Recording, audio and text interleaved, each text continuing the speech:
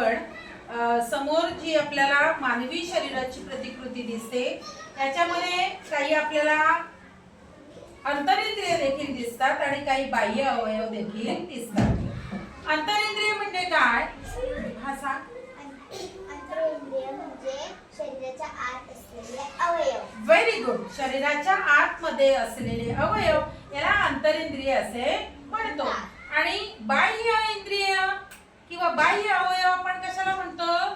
तर शरीराच्या बाहेर आपल्या डोळ्यांना दिसणारे अवयव जे आहेत त्याला बाह्य अवयव असे आपण म्हणतो।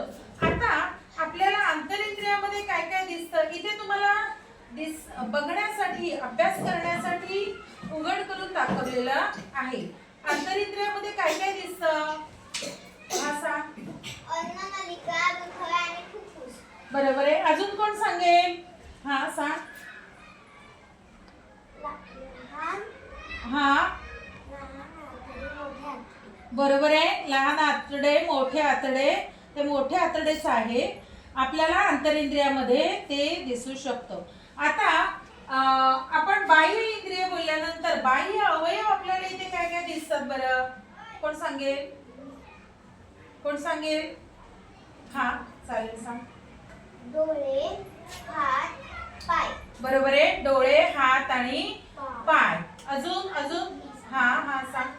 डोके, कान, नाक। बरोबर आहे। डोके, कान आणि नाक हे आपण बाह्य इंद्रिय म्हणून अभ्यास करत आहोत।